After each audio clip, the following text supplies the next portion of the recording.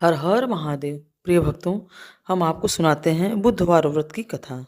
तो चलिए सुनते हैं।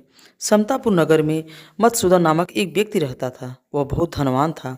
मधुसूदन का विवाह बलरामपुर नगर की एक सुंदर लड़की संगीता से हुआ था। एक बार मधुसूदन अपनी पत्नी को लेने बुधवार के दिन बलरामपुर गया। मधुसूदन ने पत्नी के माता पिता से संगीता को विदा कराने के लिए कहा। माता पिता बोले, बेटा आज बुधवार है, बुधवार को किसी भी शुभ कार्य के लिए यात्रा नहीं करते हैं। लेकिन मधुसूदन नहीं माना। उसने ऐसी शुभ अशुभ बातों को न मानने की बात कही। दोनों बैलगाड़ी से यात्रा प्रारंभ की। 2 कोस की यात्रा के बाद उसकी गाड़ी का एक पहिया टूट गया। वहां से दोनों पैदल ही यात्रा शुरू की। रास्ते में संगीता को प्यास लगी। मधुसूदन उसे एक पेड़ के नीचे बैठाकर जल लेने चला गया।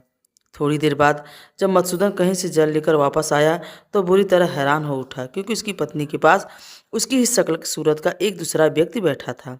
संगीता भी मधुसूदन को देखकर हैरान हो रह गई। वह दोनों कोई अंतर नहीं कर पाई। मधुसूदन ने उस व्यक्ति से पूछा, तुम कौन हो और मेरी पत्नी के पास क्यों बैठे हो?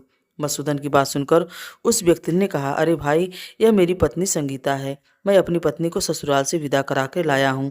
लेकिन तुम कौन हो?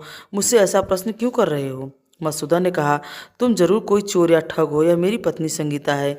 मैं इसे पेड़ के नीचे बैठाकर जल लेने गया था। इस पर उस व्यक्ति ने कहा, अरे भाई, झूठ तो तुम बोल रहे हो। संगीता को प्यास लगने पर जल लेने तो मैं गया था। मैंने तो जल लाकर अपनी पत्नी को पिला भी दिया है। अब तुम चुपचाप यहाँ से चलते बनो, नहीं तो किसी सिपाही को बुलाकर तुम्हें पकड़वा दूंगा। दोनों एक दूसरे से लड़ने लगे। उन्हें लड़ते देख बहुत से लोग वहां एकत्र हो गए। नगर के कुछ सिपाही भी वहां आ गए। सिपाही उन दोनों को पकड़कर राजा के पास ले गए। सारी कहानी सुनकर राजा भी कोई निर्णय नहीं कर पाया। संगीता भी उन दोनों में से अपने वास्तविक पति को नहीं पहचान पा रही थी।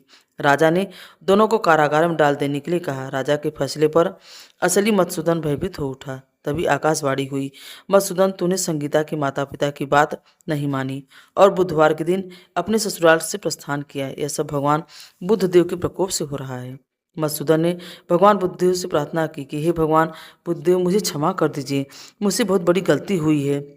भविष्य में अब कभी बुधवार के दिन यात्रा नहीं करूंगा और सदैव बुधवार को आपका व्रत किया करूंगा।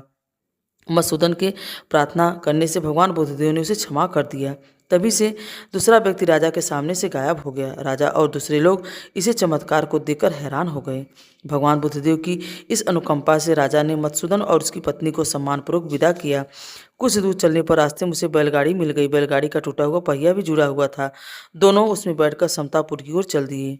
मधुसूदन और उसकी पत्नी संगीता दोनों बुधवार को व्रत करते हुए आनंदपूर्वक जीवन यापन करने लगे।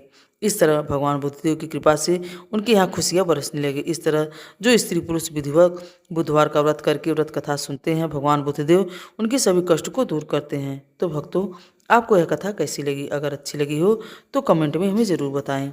अगर आप हमारे चैनल पर नए हैं तो हमें लाइक और सब्सक्राइब जरूर करें। हर हर महादेव।